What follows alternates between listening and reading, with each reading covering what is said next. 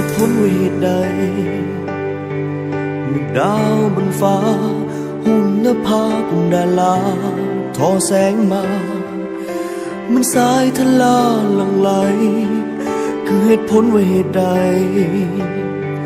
ความมืดบดบังแสงไฟหอบเอาฝนมาเป็นทางบดบังฮักให้เลือนลางจางหายไปเป็นอย่างนี้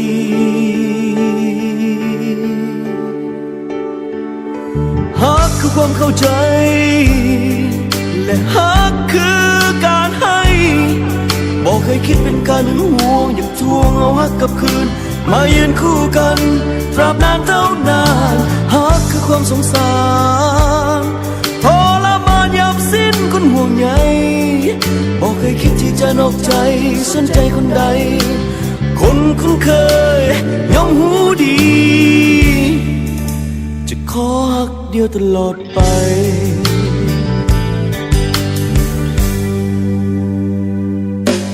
คือน้ำเสียงอันแผ่วเบาบนความเศร้าจากข้างในมีภัยจะเห็นใจมาปลอบใจให้ความหวัง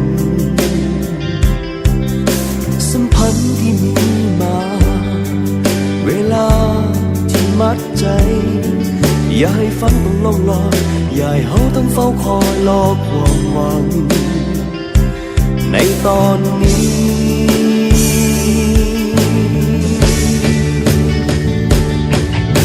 ฮักคือความเข้าใจและฮักคือการให้บอกให้คิดเป็นการหึงหวงอยากทวงเอาฮักกลับคืนมายืนคู่กัน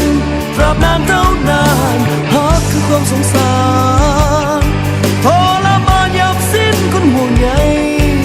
บอกให้คิดที่จะนอกใจสนใจคนใดคนคุ้นเคยย่อมหูดีจะขอฮักเดียวตลอดไปเหมือนดังแสงตะเวนที่สาดแสงให้ความอบอุ่น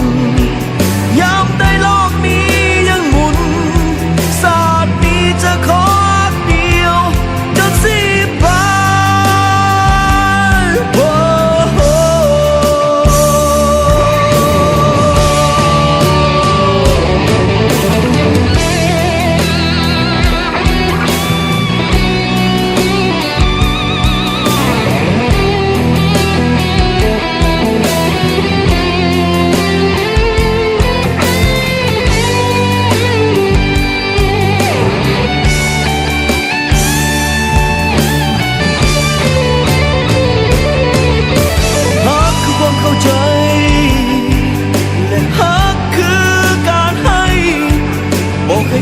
การหึงหวงอยากทวงเอาฮักกลับคืนมายืนคู่กัน